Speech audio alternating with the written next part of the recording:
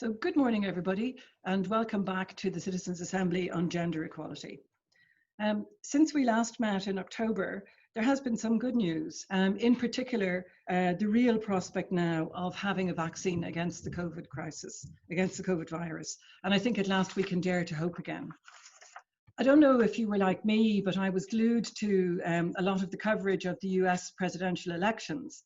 And listening to some of the speeches in that campaign, it struck me that President-elect Biden's message of equality was very relevant to the work of our Assembly. And in fact, his commitment to equality is personified in the selection of Kamala Harris as the first female vice president of the US. Listening to her speech on Saturday night, she spoke about standing on the shoulders of those who have gone before. And I was very struck by her message to the children of the United States, to whom she said, regardless of your gender, dream with ambition, lead with conviction, and see yourself in a way that others might not see you, simply because they've never seen it before. I think that's a very powerful and inspirational message. And there is an old adage about elections that we campaign in poetry and we govern in prose. And the Biden-Harris message is the poetry part. And we all know how much President-elect Biden loves to quote Seamus Heaney's poetry to inspire people. Our work in this assembly is the prose part.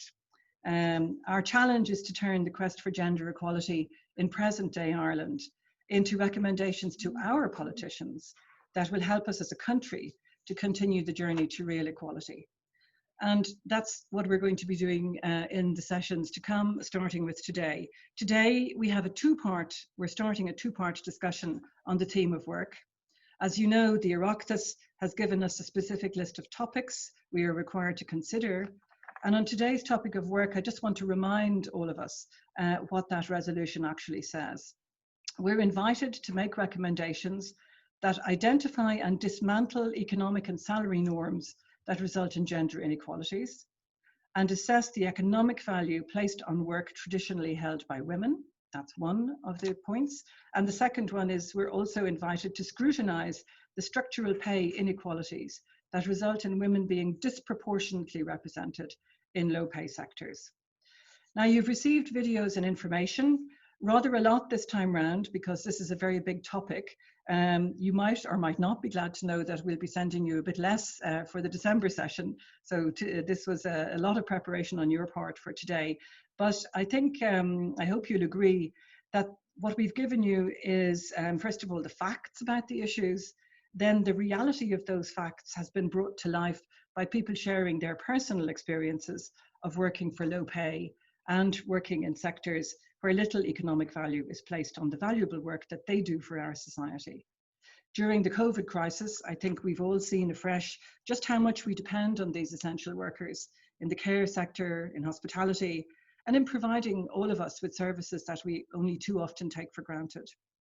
So today, and again on the 5th of December, we're going to discuss, or you and I together are going to discuss recommendations on changing how we might value and pay for the work of these essential workers, and looking at how we can reduce the negative consequences of having some sectors in our economy disproportionately staffed by women.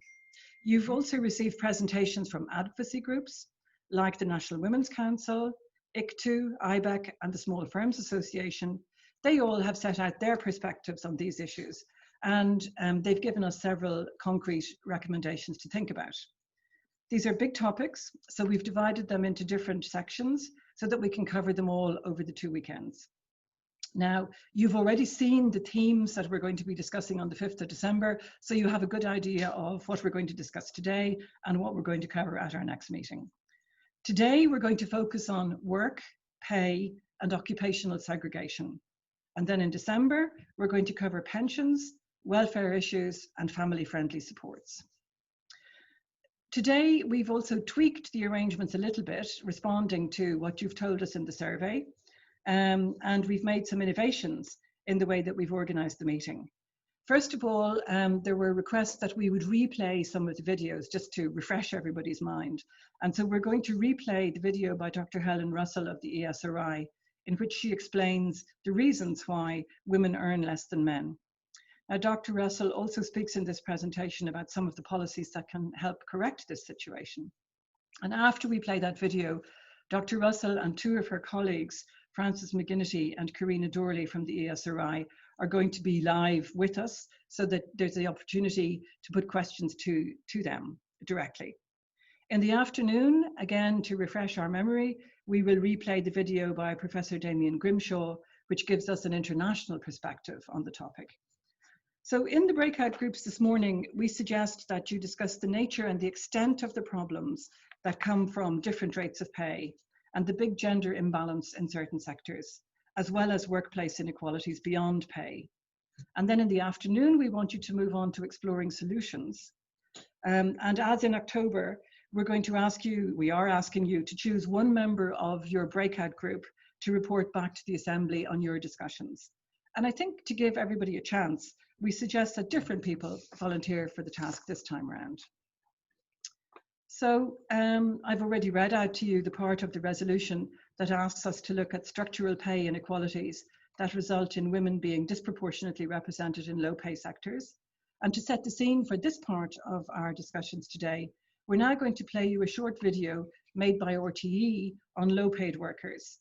I think you'd agree that it captures the reality of working in the low pay sector, and it also captures the reality that men also work in these roles. And this is an important point, because any general recommendations that you might make around low paid work will benefit men as well as women.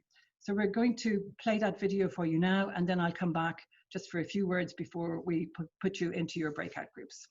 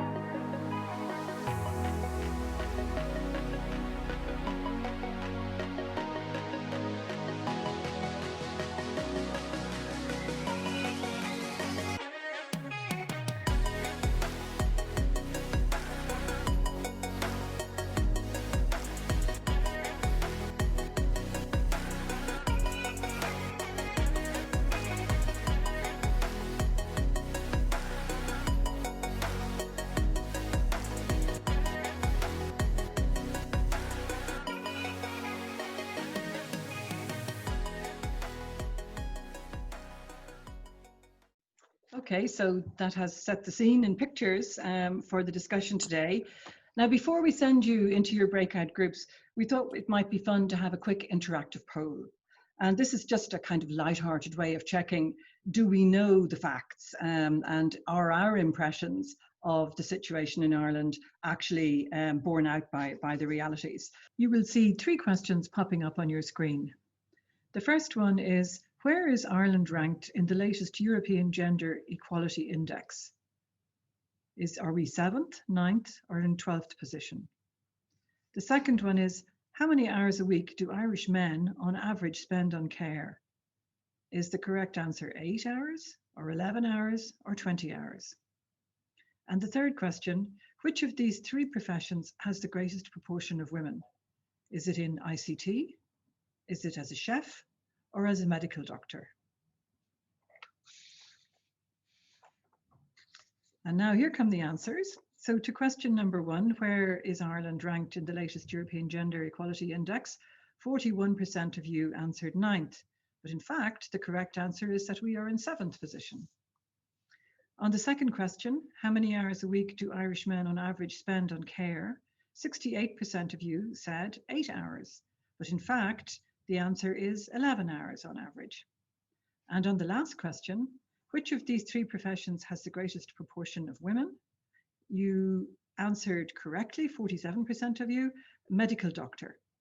As I said a few minutes ago, responding to your suggestions that we should replay some of the pre-circulated videos again, we're going to replay now Dr. Helen Russell's video on the gender pay gap, the causes and the solutions for that. And as I said, Dr. Russell is kind enough to be with us in person this morning with her colleagues, Dr. Frances McGinnity and Dr. Karina Doorley. And I really want to thank them for being with us today, not only for being with us today, but for all the work they've put into the information that you have received.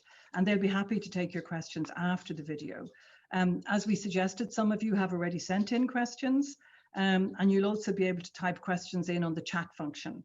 Now, we only have 20 minutes for this because our objective in these sessions is always to maximize your discussion time, but we'll see what we can get through in 20 minutes. And if you can keep your questions brief, that would be great. If we don't have time to deal with all of them today, we'll ask Dr. Russell and her colleagues to send, to respond in the coming days, and we'll send the questions and the answers to you. So we'll just have another look at Dr. Russell's video, and then we'll welcome Dr. Russell and her colleagues to the screen as well for your questions.